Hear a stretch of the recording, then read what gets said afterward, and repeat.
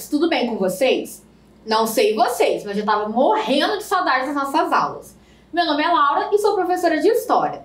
E na nossa aula de hoje, no Dever e Casa na TV, vamos conhecer um pouquinho mais sobre os regimes totalitários e sua ascensão pelo mundo. Para que vocês, estudantes e professores da rede, possam se organizar, essa é uma aula do 9º ano dos anos finais. Hoje vamos trabalhar com a habilidade que descreve e contextualiza o processo de emergência do fascismo e nazismo, a consolidação dos estados totalitários e as práticas de extermínio como o Holocausto. Nosso objetivo de hoje é compreender as consequências do pós-guerra para a ascensão de regimes totalitários. Antes de começarmos nossa aula, aproveite e já marque sua presença. É bem fácil, basta apontar a câmera do seu celular para o QR Code que está aparecendo aqui na tela. Agora que você já marcou sua presença, pega a câmera fotográfica e mala de viagem, que a nossa viagem já vai começar. A Primeira Guerra Mundial durou 4 anos e ficou marcada como a Grande Guerra. Apenas um tiro dado em 1914 mudou toda a história do mundo. Mas a guerra havia chegado ao fim e suas consequências começavam a aparecer. O continente europeu, que foi o palco dos conflitos, estava devastado. Já os Estados Unidos haviam se tornado potência mundial, deixando para trás qualquer superpotência europeia do século XIX. E aproveitando a maré boa, o governo dos Estados Unidos começou a investir cada vez mais nas indústrias e no comércio, incentivando o consumo desenfreado. A década de 1920 nos Estados Unidos ficou conhecido como os loucos anos 1920. Essa época foi marcada pelo American Way of Life, que seria o estilo de vida americano. Esse estilo de vida americano contava com o consumo de muita comida, produtos e lazer. Era o estilo de vida perfeito, ou ao menos o que se achava na época. Como essa década ficou marcada pelo alto consumo de produtos em geral, as indústrias americanas passaram a dobrar sua produção para suprir a falta de produtos europeus no mercado. E assim surgiu o modelo de produção fordista. O Fordismo surgiu como objetivo de sistematizar a produção em massa e assim produzir mais produtos e todos padronizados.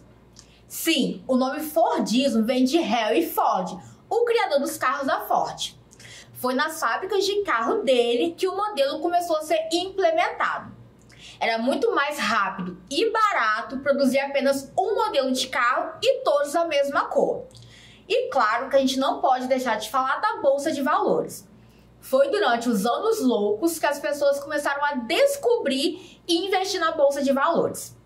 A Bolsa existe desde o século XV, mas foi durante o século 1920 que começaram a se investir nela e se tornou tudo mais acessível. Como incentivo a esse novo estilo de vida, os bancos começaram a conceder empréstimos. Mais diferente de hoje, naquela época qualquer um poderia fazer um empréstimo. Essas pessoas começaram a usar esse valor para investir na Bolsa de Valores, já que era muito barato.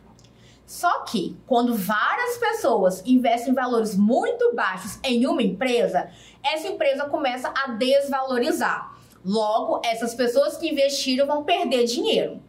Mas calma, que nem tudo está perdido. Afinal, o consumo continua lá no alto. Não foi bem assim. Os automóveis e eletrodomésticos e todos os produtos produzidos na época eram feitos de materiais resistentes. Esses itens não estragavam ou quebravam com facilidade. Isso vai fazer com que as pessoas comprem uma vez e não volte tão cedo para comprar de novo. Isso vai gerar estoques lotados. Acompanhem comigo.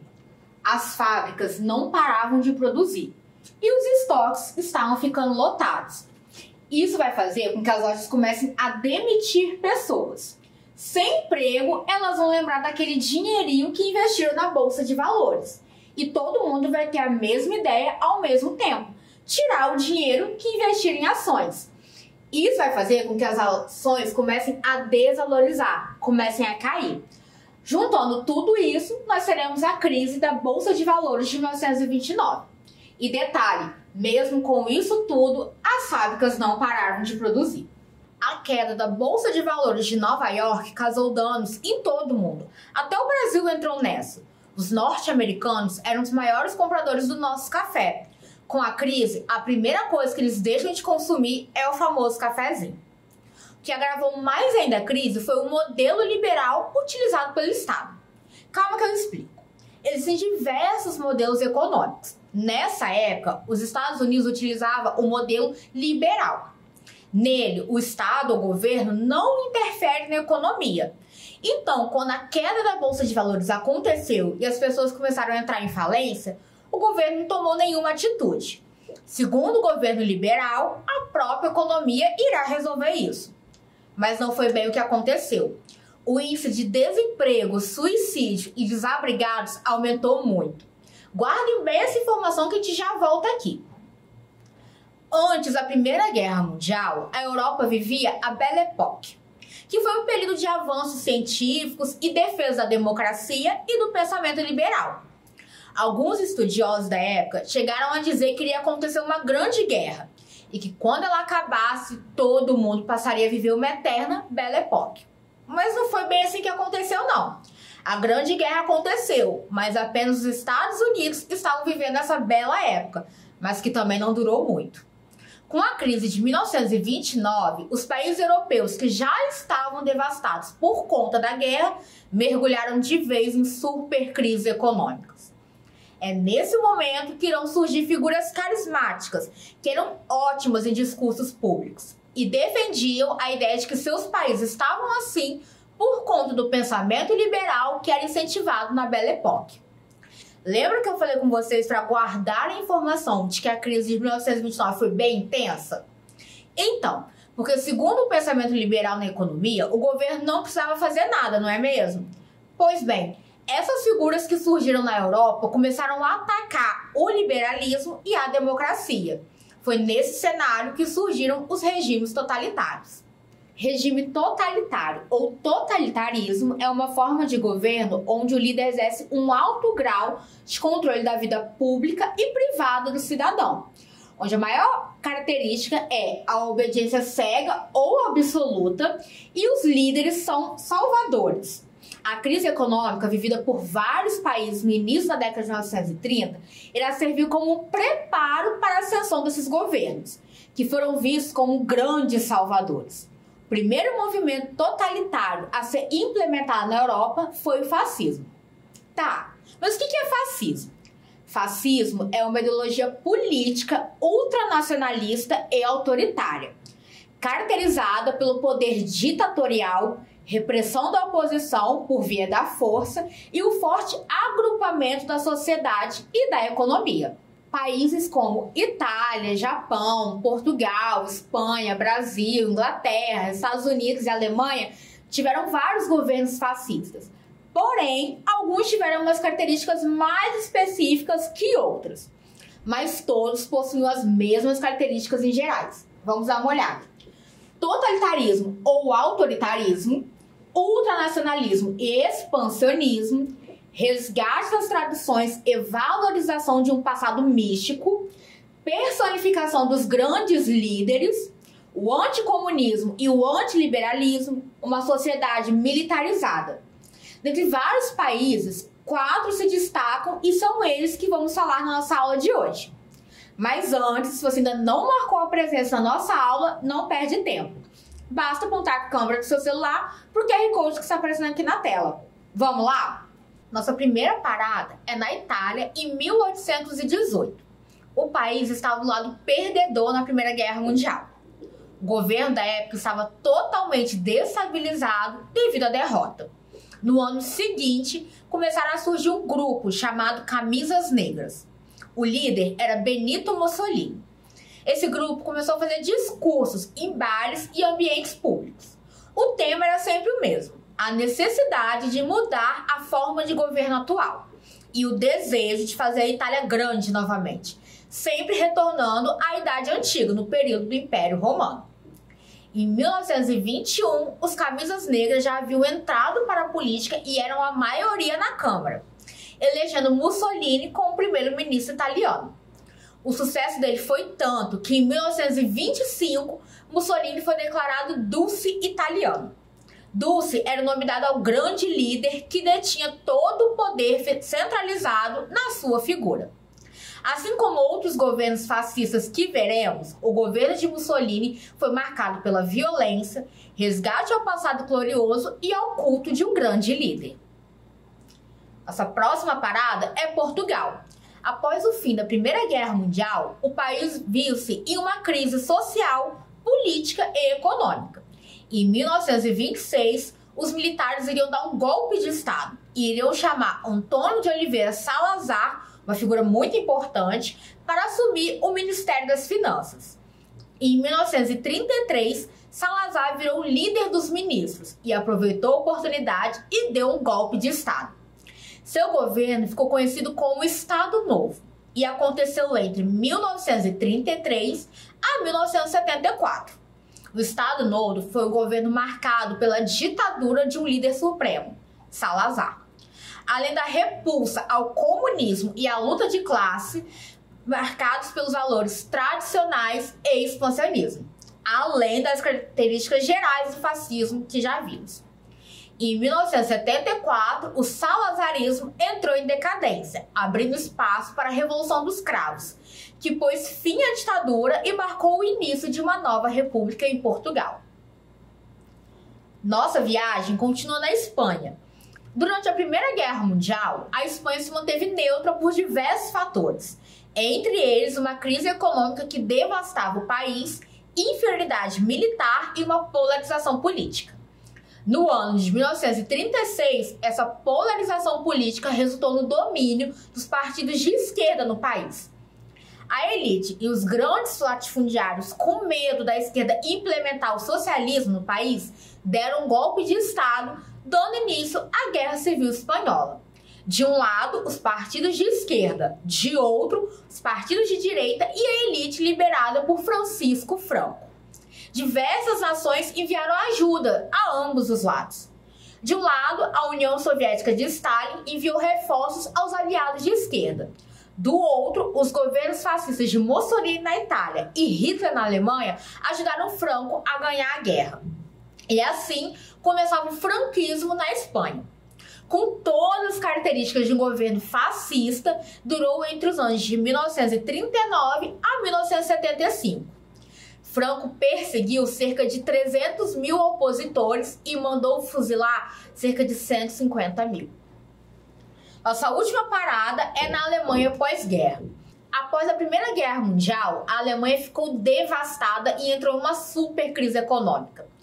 A situação da Alemanha era tão extrema que era comum ver pessoas queimando pilhas de dinheiro para se aquecer, pois era mais barato do que queimar madeira. E foi nesse cenário que Hitler surgiu. Em 1919, ele irá filiar-se ao Partido Nacional Socialista dos Trabalhadores Alemão, o Nazi, ou Partido Nazista. Não por conta de sua ideologia, e sim pela popularidade do partido. Em 1923, ele é preso e será na cadeia que irá escrever sua biografia, o livro Mein Kampf, que seria mais ou menos Minha Luta. Nele, espalha ideias como o antissemitismo, que é o ódio ao judeu, e o armamento da sociedade. Livre, assume a liderança do partido e exclui todas as pautas dedicadas aos trabalhadores e sobre o liberalismo. Já em 1932, conquistou a maioria no parlamento. No ano seguinte, assume a cadeira de chanceler alemão, mas não iria parar por aí não. Em 1934, conquistou o título máximo da Alemanha e torna-se Führer. É a partir desse momento que começam os planos de guerra e a militarização da população. Após 10 anos, em 1944, ele somava em suas costas milhões de mortes de inocentes, devido à guerra e aos campos de concentração criados. Mas isso é papo para outra aula. Chegou a hora que vocês tanto estavam esperando. No nosso super quiz de hoje, teremos perguntas de verdadeiro ou falso para ver quem aí estava prestando atenção na aula. Vamos lá! Questão número 1. O fascismo tem como características gerais a paz e a promoção da igualdade entre todos. Verdadeiro ou falso?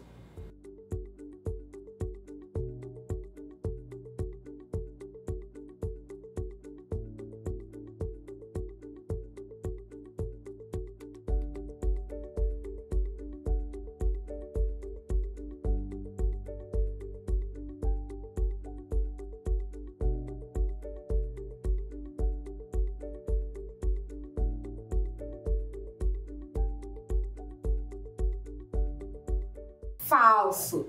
O fascismo é justamente ao contrário. Suas principais características são a violência, autoritarismo e a militarização da sociedade.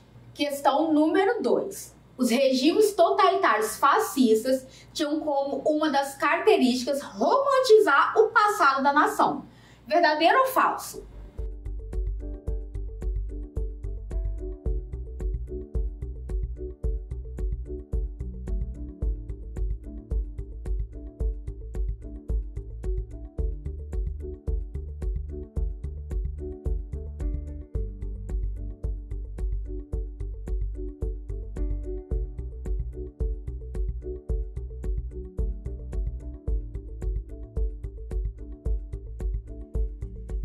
Quem marcou verdadeiro acertou. Na Itália, os discursos de Mussolini sempre se voltaram para a grandeza do antigo Império Romano, com o objetivo de unir a nação novamente para alcançar o feito. Questão número 3. Os regimes totalitários ganharam força na sociedade após a crise da queda da Bolsa de Valores de Nova York em 1929. Verdadeiro ou falso?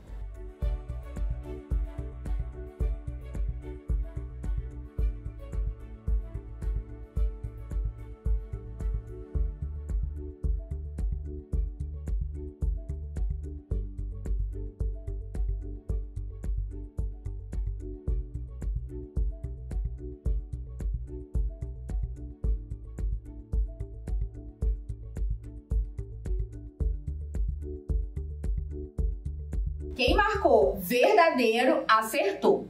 Algumas figuras aproveitaram o momento de crise para começar a espalhar meias-verdades e respostas muito simples e práticas para problemas tão complexos como a crise econômica.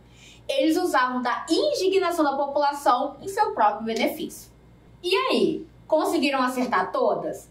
Quem está de boas igual o nosso emoji? Se você não se saiu muito bem, não tem problema. Afinal, nós estamos aqui para poder aprender. Galera, que ainda não marcou a presença em nossa aula, não perde tempo. Basta apontar a câmera do seu celular para o QR Code que está aparecendo aqui na tela. Na aula de hoje, viajamos bastante, né? Vamos dar uma relembrada. Vimos os efeitos do imediato pós-guerra causado pelo fim da Primeira Guerra Mundial. Nos Estados Unidos, o clima era de comemoração e compras. Era a chegada dos loucos anos 1920, onde a palavra da vez era consumir. As indústrias americanas passaram a dobrar a produção para suprir a lacuna deixada pelas empresas europeias. E por falar em Europa, o continente se recuperava dos estragos trazidos pela guerra. Quando todos achavam que as coisas estavam bem, veio o ano de 1929 e trouxe uma das maiores crises financeiras já vistas. Isso abriu espaço para o surgimento de ideias contrárias à ciência e democracia. Já no início dos anos 1920, na Europa, surgiram os primeiros líderes fascistas.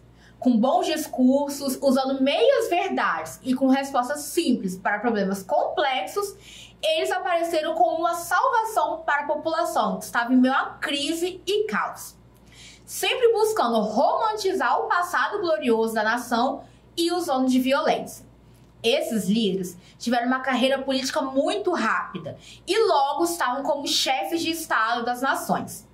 Vários países experimentaram um regime totalitário fascista, mas deles 4 se destacaram: Itália, Portugal, Espanha e Alemanha, sendo o último conhecido como nazifascismo ou nazismo. Ufa, hoje vimos bastante coisa, não é?